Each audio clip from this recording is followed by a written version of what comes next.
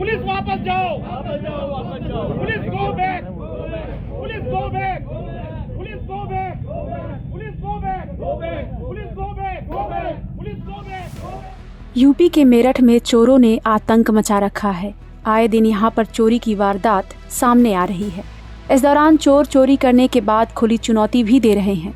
मेरठ में ऐसे ही एक व्यापारी हैं पीयूष गर्ग, जिनकी दुकान पर मंगलवार यानी कि 28 मार्च को चोरी की वारदात को अंजाम दिया गया। इसके साथ ही बदमाशों ने उनकी हिसाब वाली कॉपी पर लिखा, सॉरी भाई, हमारी मजबूरी है चोरी करने की, माफ कर देना, आपका फर्श बहुत ही मजबूत था, फर्श तोड़ने में काफी मेहनत करनी पड़ी। इस बारे में भी चोर डायरी में लिख कर गए हैं। इस बात का खुलासा तब हुआ जब 28 मार्च की सुबह पीयूष अपनी शॉप पर पहुंचे। जब अपनी दुकान खोली तो वो दंग रह गए, क्योंकि चोर दुकान के काउंटर से सोने चांदी के गहने लेकर फरार हो गए थे। इस दौरान गैस कटर से तिजोरी काटने की कोशिश भी की गई थी, जिसकी सूचना तुरंत पीयूष ने अपने साथी व्यापारियों और सर्राफा एसोसिएशन को भी दी। जिसके बाद मौके पर सर्राफा व्यापारी जमा हो गए और पुलिस के खिलाफ नारेबाजी करने लगे।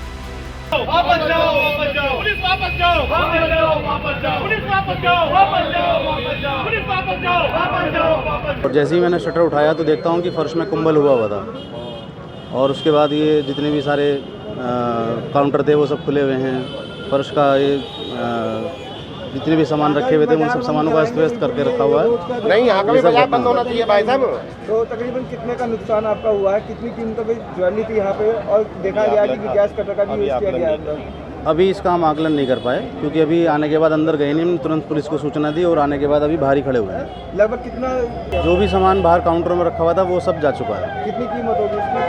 अभी आकलन नहीं कर पाए। आज हमारे सर्राफा व्यापारी हमारे सदस्य भी हैं पीयूष भाई, और आपकी दुकान अंबिका ज्वेलर्स है, ये मेरठ में नंदन सिनेमा चौराहे पर। आपकी दुकान में भी जैसा अभी कुछ दिनों पहले प्रिया ज्वेलर्स पर हुआ था, उसी प्रकार से आपकी दुकान में भी कुंभल करके और अंदर रास्ता बना के और इनकी दुकान से सारा सामान चोरी कर लिया गया है। अलमारियां अभी सुरक्षित हैं, वो देखने पर पता चलेगा कट पाई या नहीं कट पाई।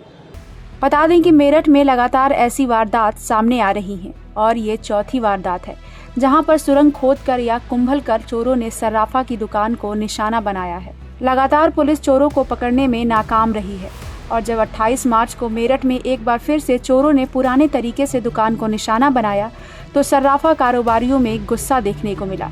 व्यापारियों का कहना है कि लगातार सर्राफा व्यापारियों को चोर निशाना बना रहे हैं, उनकी दुकानों में सुरंग के जरिए घुस रहे हैं, लेकिन पुलिस किसी को भी नहीं पकड़ पा रही है। बहरहाल चोर के इस अंदाज से तो आप समझ ही गए होंगे कि चोर कितना बेखौफ है।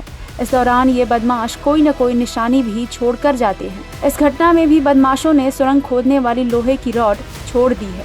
इससे पहले मेरठ के रिठानी में 2 फरवरी को भी सर्राफा व्यापारी की दुकान पर बदमाशों ने लिखा था कि उनका चुन्नू मुन्नू गैंग है, इस बार सफल नहीं हो सके फिर चोरी करने आएंगे।